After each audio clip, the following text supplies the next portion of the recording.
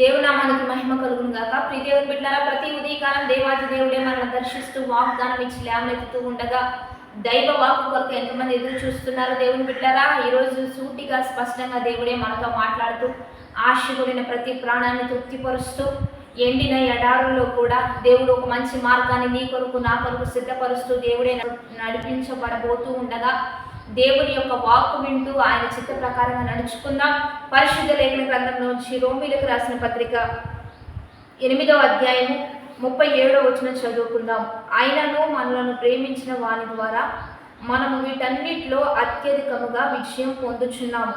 మరణమైనను జీవమైనను దేవదూతలైనను ప్రధానులైనను ఉన్నవైనను రాబోవునవైనను అధికారులైనను ఎత్తైనను లోతైనను సృజించబడిన మరి ఏదైనను మన ప్రభు అయిన యేసుక్రీస్తు అందలి దేవుని ప్రేమ నుండి మనలను ఎడపాప నేరమని రూఢిగా నమ్ముచున్నాను. ఇక్కడ దేవుని బిడ్డలారా, ఒక మంచి భక్తుడు రాస్తున్న మాటలు ఇవన్నీ కూడా యేసు నామంలో, రక్షించబడిన దేవుని నామంలో, మనల్ని ప్రేమించిన దేవుని నామంలో వీటన్నిటిలోనూ అత్యధికమైన విజయాన్ని పొందుకొనుచున్నాను అనే మాట ఇక్కడ మనం చదువుతూ ఉన్నాం.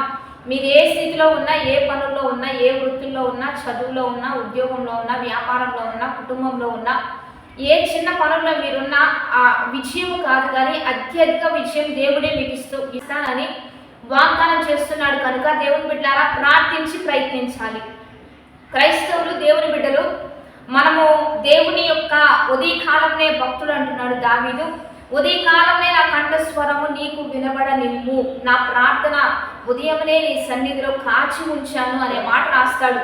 అది మధ్యాహ్నం అని రాయలేదు, లేకపోతే సాయంత్రం అని రాయలేదు, అర్ధరాత్రి అని రాయలేదు, కానీ ఉదయకాలమునే నా కంఠస్వరం నీకు వినిపించాలి.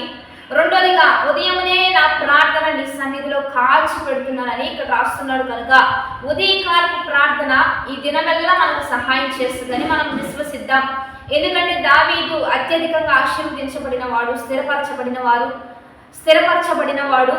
అతను ఏ చదువు లేకపోయినా మరి గొప్పగా రాజ్యాధికారం ఇచ్చి, బైబిల్ గ్రంథంలో ఉన్న భక్తులందరూ యోసేపు ఏమీ చదువుకోలేదు, రెండోదిగా దావీదు ఏం చదువుకోలేదు, కానీ దేవుడు వారిని స్థిరపరిచాడు. కారణం దేవునికి వారికి ఉన్నటువంటి మంచి అనుబంధం. అందుకని ఇక్కడ భక్తుడు కూడా అంటున్నాడు, మాకు ఘన విజయాలు ఇస్తున్నావు, గొప్ప విజయాలు ఇస్తున్నావు, కనుక అన్నింటిలో అత్యధికమైన మేలు చేస్తున్నావు. కనుక ఇప్పుడున్న ప్రజలైనా, అధికారులైనా, రాజ్యాంగాలైనా, ఉన్నవైనా, రాబోనవి ఏవైనా నీ నుంచి మమ్మల్ని వేరు చేయలేవు అనే మాట ఇక్కడ రాస్తున్నారు. అంటే వారు ప్రార్థించి ప్రయత్నించగా దేవుడు గొప్ప విజయం ఇచ్చాడు. మీ జీవితంలో ఉదయకాలంలో ప్రార్థించండి. వాగ్దానం చూసిన వెంటనే మీరు ప్రార్థిస్తూ మీ రోజును ప్రారంభించండి. మీకు అత్యధికమైన విజయాన్ని దేవుడు మీకు ఇస్తాడు.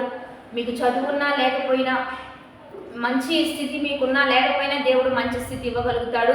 ఆ విజయాన్ని బట్టి మీరేం చేయాలంటే దేవుడికి దూరం కాకుండా ఉండడం మంచిది.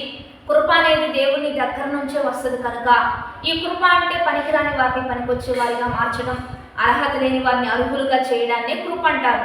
దావీదు చదువుకోకపోయినా, రాజ్యాధికారం ఆ స్థితి అతనికి కాకపోయినా ఆ స్థితిలో ఉన్నాడు అంటే కృప మాత్రమే కారణం. కనుక ఈ కృప ప్రతిదినం దేవుని యొద్ద నుంచే మనం పొందుకోవాలి. మనుషులు ఇచ్చేది కాదు, ఏ బయట దొరికేది కాదు, దేవుని యొద్దే పొందుకోవాలి. కనుక ప్రతి దినం దేవునికి దగ్గరగా ఉండడం, దేవునితో కలిసి నడవడం, దేవుని నుంచి పొందుకోవడం. దేవునికి దూరం అయితే ఈ ధన్యత దూరం అయిపోతుంది. కనుక ప్రార్థన ప్రయత్నం, ప్రార్థన విజయం. కాబట్టి ప్రతి ఉదయకాలం దేవుని ముందు పెట్టుకుందాం.